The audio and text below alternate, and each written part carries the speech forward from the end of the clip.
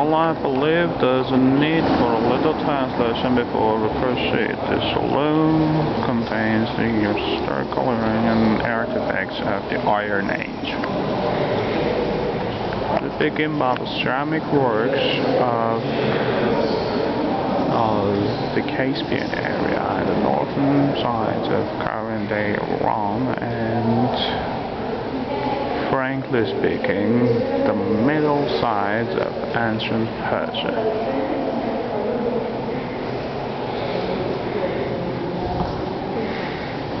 Silk is an area in the middle of Iran, actually something around an hour south of Tehran, famous for its nowadays city of Kashan. It is thought to be one of the cradles of human civilization and,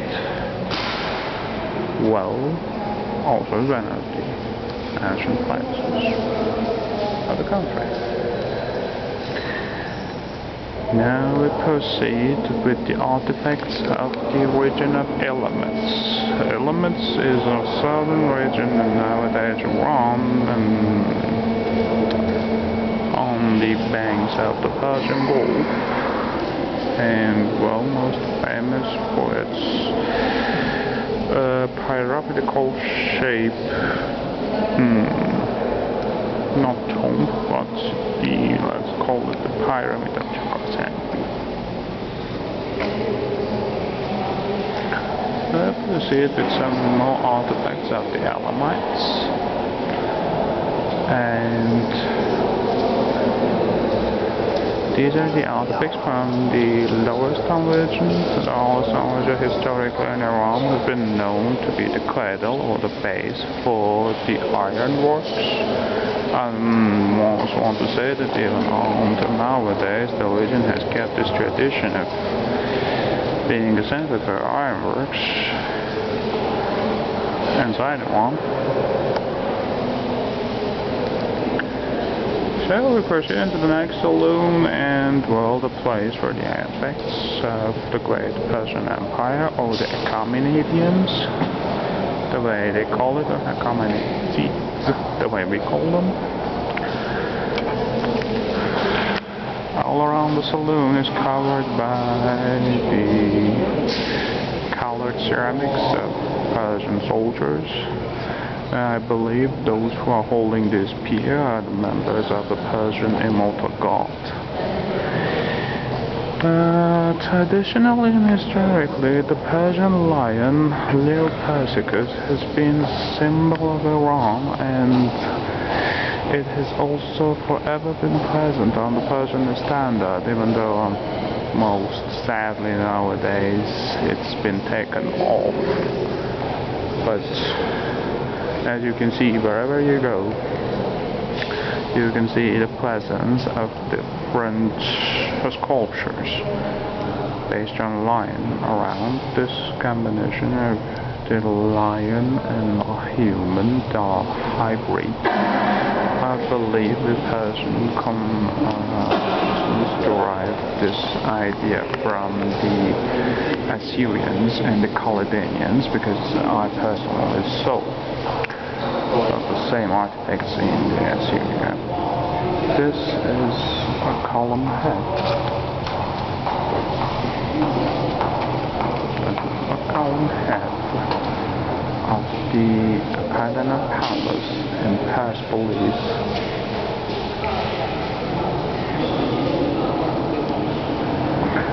As you can see, if I am not mistaken, in the side of Persepolis there was supposed to be 100 of these columns that form the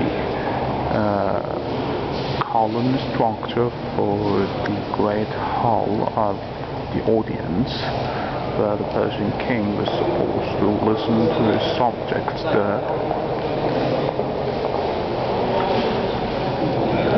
We see more of the Persian immortals. And I should also show you the perfection of the mosaics of the ceramics in showing the minute characters of the Persian dress, the colors, the handiworks. the artworks. And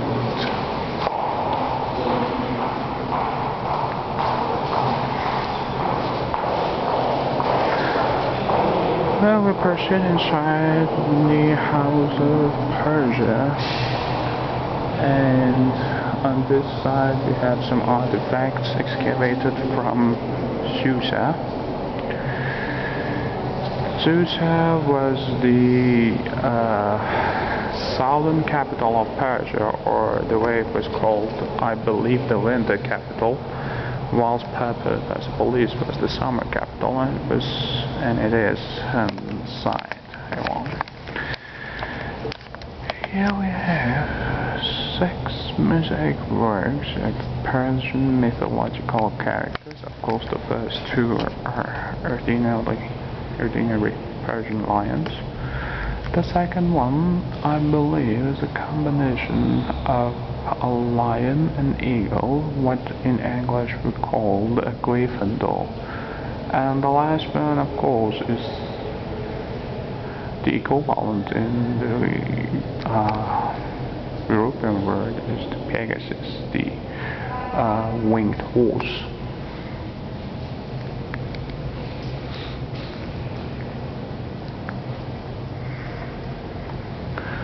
The small signs of the Persian lion. Actually, I need to mention that even though those pieces is distinct, is extinct, the distinctive characters of Persian lion can still be seen in these sculptures.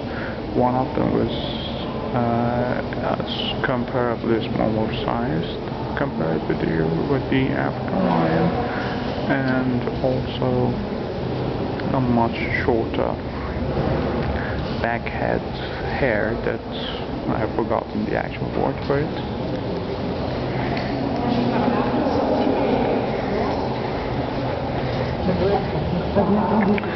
This is a reconstruction, or perhaps a gathering of pieces of the Palace of Abaddon.